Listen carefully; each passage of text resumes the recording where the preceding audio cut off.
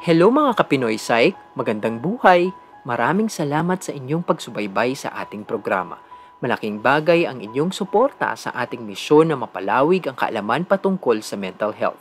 Nais naming ipaalala na ang mga impormasyong ating tatalakayin ay hindi maaaring ipalit sa pagsusuri at payong medikal mula sa isang mental health professional.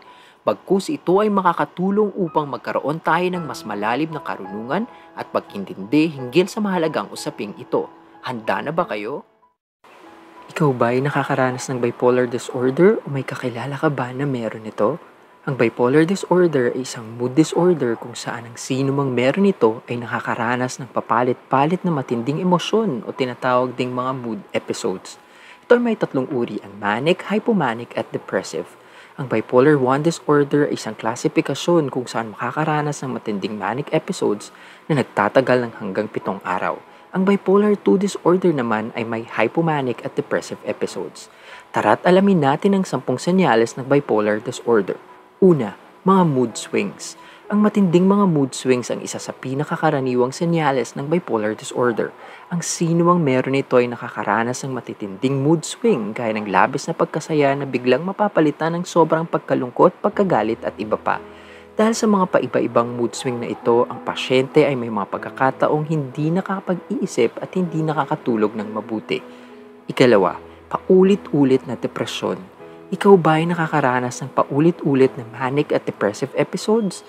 Ang mga sintomas ng depressive episode ay pakiramdam ng sobrang guilt o pagkakasala, kawalang halaga, kawalan ng interes sa mga dati naman na kapagpapasaya sa iyo, at pag-iisip ng pagpapatiwakal.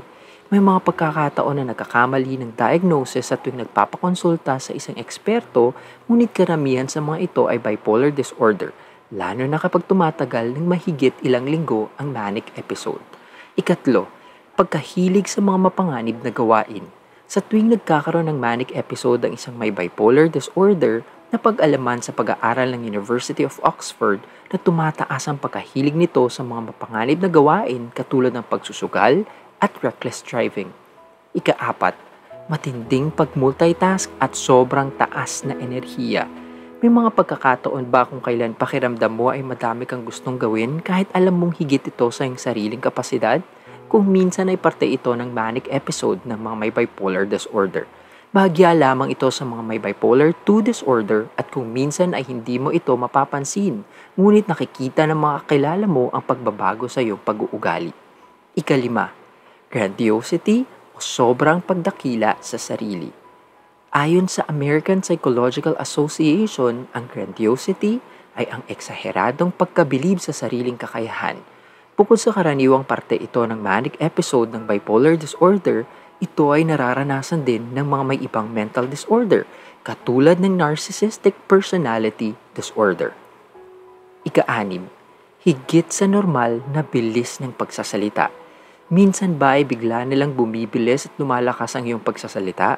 Ito ay karaniwang parte rin ng manic episode ng isang may bipolar disorder. Maari ka ring makaranas ng pabago-bagong tono, lakas at pattern ng pagsasalita o di kaya ay dumarami sa karaniwan ang iyong nasasabi. Minsan ay hindi mo ito mapapansin pero maaring mapansin ito ng iyong kausap. Ika-7, hirap sa pag-focus.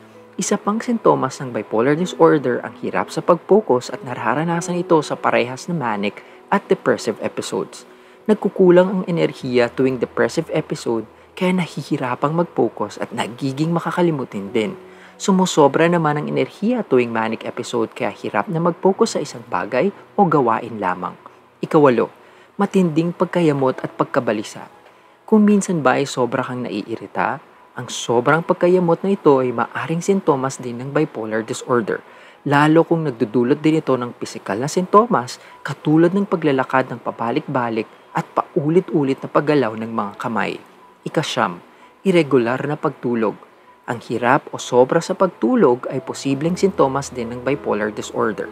Dahil sa sobrang enerhiya tuwing manic episode, maaaring mahirapang makatulog samantalang para namang nakukulangan sa enerhiya tuwing depressive episode, kaya't halos ayaw nang bumangon sa kama at tila ba hapong-hapo kahit wala namang nakakapagod na ginawa. Ika-10, mga pagbabago sa ganang kumain. Ang mga may bipolar disorder ay karaniwang nawawalan ng ganang kumain sa tuwing sila ay may manic episode. Maaring may mga iba pang dahilan nito katulad ng medikasyon. Pero ayon naman sa National Institute of Mental Health, ang mga may bipolar disorder ay maaaring masobra naman sa pagkain tuwing sila ay nakakaranas ng depressive episode. Ikaw ba o may kakilala ka na nakakaranas ng alinman sa mga nabanggit na sintomas? Mag-iwan na ng komento sa video na ito. Batid namin na limitado pa ang impormasyon patungkol sa mental health dito sa Pilipinas. Kaya kung may natutunan ka sa video na to, sana ay maipalaganap mo ito sa pamamagitan ng pag-like, pag-comment at pag-share sa mga kakilala mo. Huwag ring kalimutang mag-subscribe at pindutin ang notification bell icon para sa iba pa nating kwentuhan. Hangad namin ang kaligtasan at kasiyahan ng lahat. Salamat sa panonood. Hanggang sa muli!